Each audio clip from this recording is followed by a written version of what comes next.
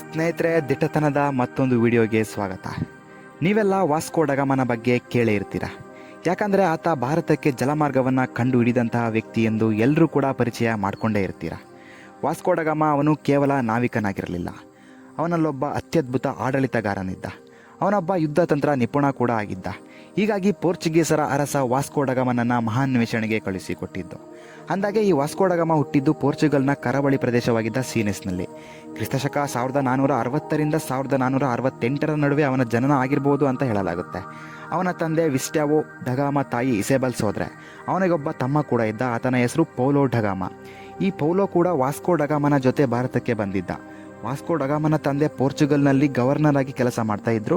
ಚಿಕ್ಕಂದಿನಿಂದಲೂ ಗಣಿತದಲ್ಲಿ ಆಸಕ್ತಿ ಹೊಂದಿದ್ದ ವಾಸ್ಕೋ ಡಗಾಮ ವರ್ಷಗಳು ಕಳೆದ ಹಾಗೆ ಸಾಗರಗಳ ಅನ್ವೇಷಣೆ ಕಡೆಗೆ ಮನಸ್ಸು ಮಾಡಿದ್ದ. ಅವನು ಪೋರ್ಚುಗಲ್ ಸಾಮ್ರಾಟ ಹೆನ್ರಿ ದಿ ನೇವಿಗೇಟರ್ ಆರಂಭಿಸಿದ ನೌಕಾಶಾಲೆಯನ್ನು ಸೇರ್ಕೊಂಡಿದ್ದ. ಅಲ್ಲಿ ನೌಕಾಯಾನದ ಬಗ್ಗೆ ತಿಳಿದುಕೊಳ್ಳುವುದರ ಜೊತೆಗೆ ಯುದ್ಧ ತಂತ್ರಗಳನ್ನು ಕೂಡ ಕಲ್ತಿದ್ದ. ಆನಂತರ 2ನೇ ಜಾನ್ ಕಾಲದಲ್ಲಿ ಪೋರ್ಚುಗೀಸರ ನೌಕಾಯಾನ ತಂಡವನ್ನು ಸೇರ್ಕೊಂಡ ವಾಸ್ಕೋ ಡಗಾಮ ಕ್ರಿಸ್ತಶಕ 1497ರಲ್ಲಿ ಭಾರತವನ್ನು ಹುಡ್ಕೊಂಡು ಹೊರಟ. 30ಕ್ಕೂ ಅಧಿಕ ತಂಡಗಳ ಪೈಕಿ ಒಂದು ತಂಡದ ನೇತೃತ್ವವನ್ನು ವಹಿಸಿದ್ದ.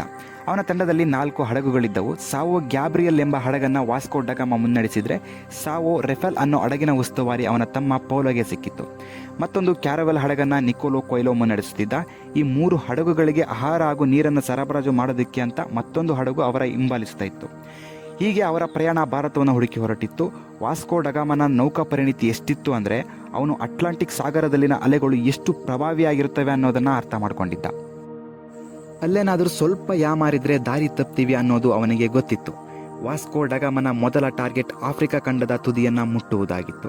ಹೀಗಾಗಿಯೇ ಅವನು ಅಟ್ಲಾಂಟಿಕ್ ಸಾಗರವನ್ನು 800 ನೌಟಿಕಲ್ ಮೈಲಿಗಳಷ್ಟು ಬಳಸಿ ಆಫ್ರಿಕಾದ ಭೂಮಿಗೆ ಬರ್ತಾನೆ.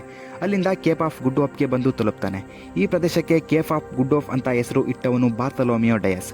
ಇವನು ಕೂಡ ಪೋರ್ಚುಗೀಸ್ನ ಅನ್ವೇಷಕನೇ. ವಾಸ್ಕೋ ಡಗಾಮನಿಗಿಂತ 10 ವರ್ಷ ಮೊದಲು ಈ ಹಾದಿಲಿ ಬಂದಿದ್ದ ಬಾರ್ತಲೋಮಿಯೋ ಡಯಸ್ನನ್ನು ಕೇಪ್ ಆಫ್ ಗುಡ್ ಹೋಪ್ಗೆ ತಲುಪಿದ ಮೊದಲ ಯುರೋಪಿಯನ್ ಅಂತ ಕರೀತಾರೆ. ಭಾರತವನ್ನೇ ಹುಡ್ಕೊಂಡು ಬಂದಿದ್ದ ಈ ಡಯಸ್ ಕೇಪ್ ಆಫ್ ಗುಡ್ ಹೋಪ್ನಿಂದ ಮುಂದೆ ಭಾರತದ ಹಾದಿಯನ್ನು ಕಂಡು ಹಿಡಿಯುವುದರಲ್ಲಿ ವಿಫಲನಾಗ್ತಾನೆ. ಅಟ್ಲಾಂಟಿಕ್ ಸಾಗರಗಳ ಅಲೆಗಳ ಹೊಡೆತ ಡಯಸ್ ತಂಡವನ್ನು ಜರ್ಜರಿತವಾಗಿಸಿ ಬೆಚ್ಚಿ ಬೀಳಿಸಿತ್ತು. ಮುಂದೆ ಈ ಭಾಗದಲ್ಲಿ ಹೊರಡುವ ಎಲ್ಲ ಅನ್ವೇಷಕರಿಗೆ ಅಟ್ಲಾಂಟಿಕ್ ಸಾಗರಗಳ ಅಲೆಗಳ ಅಬ್ಬರದ ಬಗ್ಗೆ ಗೊತ್ತು ಮಾಡಿಸಿದವನು ಈ ಬಾರ್ತಲೋಮಿಯೋ ಡಯಸ್. ಇವನ ಪ್ರಯತ್ನದ 10 ವರ್ಷಗಳ ನಂತರ ವಾಸ್ಕೋ ಡಗಾಮ ಭಾರತದ ಹಾದಿಯನ್ನು ಹಿಡಿತಾನೆ. ಫೈನಲಿ ಕಲ್ಲಿಕೋಟೆಯನ್ನು ತಲುಪೋದ್ರಲ್ಲಿ ವಾಸ್ಕೋ ಡಗಾಮ ಯಶಸ್ವಿಯಾಗ್ತಾನೆ. ಆದರೆ ಯುರೋಪಿಯನ್ನರು ದಶಕಗಳ ಕಾಲ ಭಾರತವನ್ನು ಹುಡುಕೋದಿಕ್ಕೆ ಪ್ರಯತ್ನ ಪಟ್ಟಿದ್ದಾದರೂ ಯಾಕೆ? ಭಾರತವನ್ನು ತಲುಪಲೇಬೇಕಾದ ಅನಿವಾರ್ಯತೆಯಾದರೂ ಅವರಿಗೆ ಏನಿತ್ತು? ಇದು ನಮಗೆ ಅರ್ಥ ಆಗಬೇಕು ಅಂದರೆ ನಾವು ವಾಸ್ಕೋ ಡಗಾಮ ಭಾರತಕ್ಕೆ ಬರೋದಕ್ಕಿಂತ 45 ವರ್ಷಗಳ ಹಿಂದೆ ಏನು ನಡೆದಿತ್ತು ಅನ್ನೋದನ್ನು ಅರ್ಥ ಮಾಡ್ಕೊಳ್ಬೇಕಾಗುತ್ತೆ. 1453ರಲ್ಲಿ ರೋಮನ್ನರ ಹಿಡಿತದಲ್ಲಿದ್ದ ಕಾನ್ಸ್ಟಾಂಟಿನೋಪಲ್ನ ಅಟೋಮನ್ ಟರ್ಕರು ಗೆದ್ದುಕೊಳ್ಳದೆ ಹೋಗಿದ್ದರೆ ಯುರೋಪಿಯನ್ನರು ಭಾರತವನ್ನು ಹುಡ್ಕೊಂಡು ಬರಬೇಕಾದ ಪರಿಸ್ಥಿತಿನೇ ಉದ್ಭವ ಆಗ್ತಾ ಇರಲಿಲ್ಲ. ಕಾನ್ಸ್ಟಾಂಟಿನೋಪಲ್ನನ್ನು ವಶಪಡಿಸಿಕೊಂಡ ಟರ್ಕರು ಯುರೋಪ್ ಮತ್ತು ಏಷ್ಯಾದ ನಡುವಿದ್ದ ವ್ಯಾಪಾರದ ಸಂಬಂಧವನ್ನು ಕತ್ತರಿಸಿ ಹಾಕಿದರು.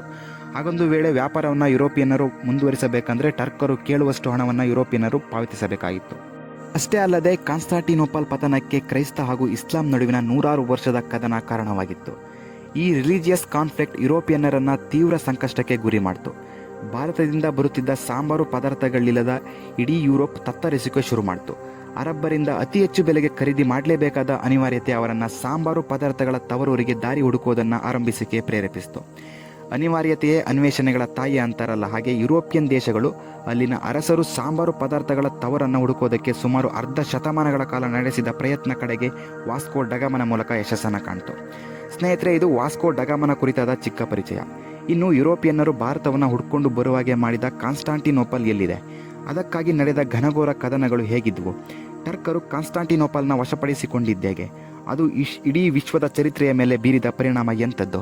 ಈ ಎಲ್ಲ ವಿಚಾರವನ್ನು ಹೇಳ್ತೀನಿ. ಇಂತಹ ಆಸಕ್ತಿದಾಯಕ ವಿಷಯಗಳನ್ನು ತಿಳಿದುಕೊಳ್ಳುವ ಕುತೂಹಲ ನಿಮಗಿದ್ರೆ ದಯವಿಟ್ಟು ಈ ಚಾನಲ್ನ ಸಬ್ಸ್ಕ್ರೈಬ್ ಆಗಿ. ಈ ವಿಡಿಯೋ ಬಗೆಗಿನ ಅಭಿಪ್ರಾಯವನ್ನು ಕಾಮೆಂಟ್ ಮಾಡಿ.